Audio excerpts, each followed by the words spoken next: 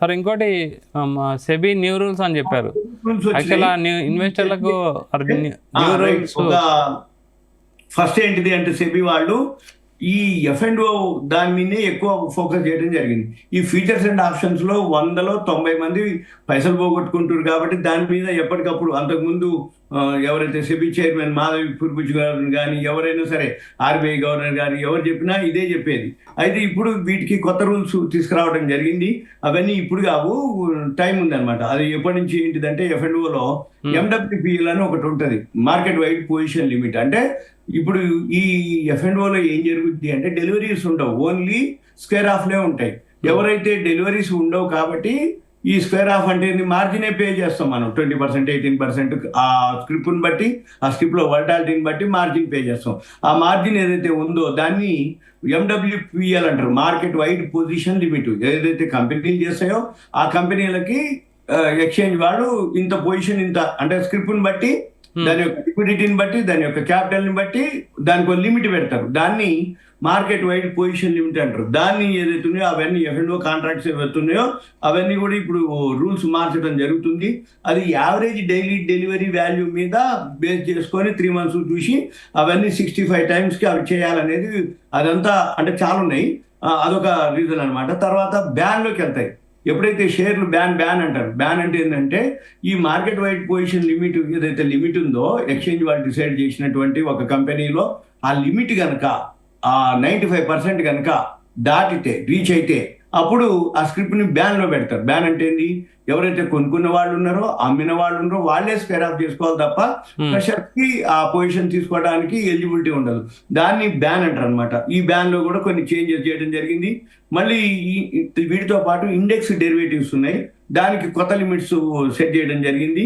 అవి కూడా ఏదైతే ఓపెన్ ఇంట్రెస్ట్ ఉందో 500 కోట్లు ఏదైతే హయ్యర్ అనమాట. అంటే ఓపెన్ ఇంట్రెస్ట్ మళ్ళీ ఈ పొజిషన్స్ ఏవైతే ఉన్నాయో ఫ్యూచర్ ఈక్విటీ ఓపెన్ ఇంట్రెస్ట్ అంటారు అనమాట. వాటి మీద కూడా కొన్ని ఇండెక్స్ డెరివేటివ్స్ మీద కూడా చేసారు.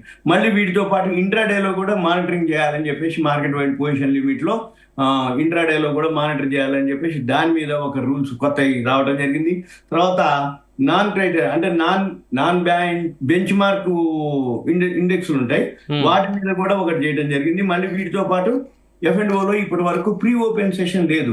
అంటే 9 మార్కెట్ ఓపెన్ అయిన తర్వాతనే మనము F&Oలో చేయొచ్చు. ఈక్విటీలో మాత్రం మనము ప్రీ ఓపెన్లో అంటే 9 తర్వాత ఆర్డర్ పెట్టేసుకుంటే మనము 9 ఎగ్జిక్యూట్ అవ్వచ్చు, కాకపోవచ్చు. కానీ ప్రీ ఓపెన్ మార్కెట్ ఆర్డర్ పెట్టే అవకాశం ఉంది. ఇప్పుడు F&Oలో కూడా లేదు ఆప్షన్. ఇప్పుడు ఏంటిది, దాన్ని కూడా ఇంట్రడక్షన్ చేయాలి అనేది. ప్రీ ఓపెన్ మార్కెట్లో కూడా ఏవైతే F&Oలో మన హోల్డింగ్స్ ఉంటాయో వాళ్ళు కూడా ప్రీ ఓపెన్ మార్కెట్ లో F&Oకి ఉన్నట్టు ప్రీ మార్కెట్ దాన్ని సెట్ చేసుకోవచ్చు. మనకు ఏదైతే ఉందో F&Oలో కూడా ఉండేటట్టుగా దాన్ని ఒకటి ఇంట్రడక్షన్ చేసే ప్లాన్ లో ఉన్నారు. ఇవన్నీ కూడా మళ్ళీ తర్వాత ఏదైతే సింగిల్ స్టాక్స్ ఏవైతే బ్యాన్ లోకి వెళ్తాయి అనమాట. అంటే ఇప్పుడు మంత్లీ 2 ఉంటాయి అనమాట, వీక్లీలు, మంత్లీలు. వీక్లీ నిఫ్టీ, బ్యాంక్ నిఫ్టీ ఉన్నాయి కానీ షేర్ లేవు.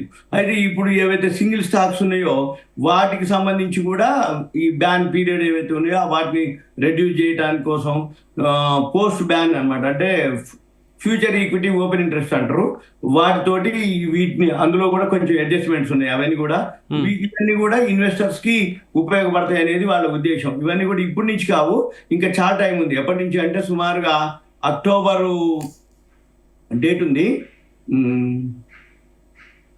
ఇవి న్యూ లిమిట్స్ ఇండెక్స్ డెరివేటివ్స్ అయితే జూలై 1 నుంచి అవుతుంది.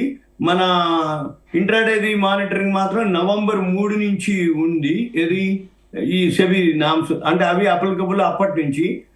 మళ్ళీ కొన్ని వచ్చి అక్టోబర్ 1 నుంచి ఏదైతే బ్యాన్ గురించి ఉందో అది అక్టోబర్ 1 నుంచి. అంటే జనరల్గా ఏమైందంటే సెబీ ఎప్పటికప్పుడు అంటే చెక్ చేసి ఎప్పటి నుంచి దీన్ని అమలుపరచాలి అని చెప్పేసి ఈ లోపల దాని మీద positive news, negative news, feedback అవన్నీ తీసుకుంటాయి, ఒపీనియన్ తీసుకుంటాయి.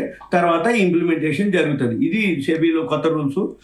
ఇవి లేటెస్ట్ అనమాట, ఈ రోజు రావడం జరిగింది.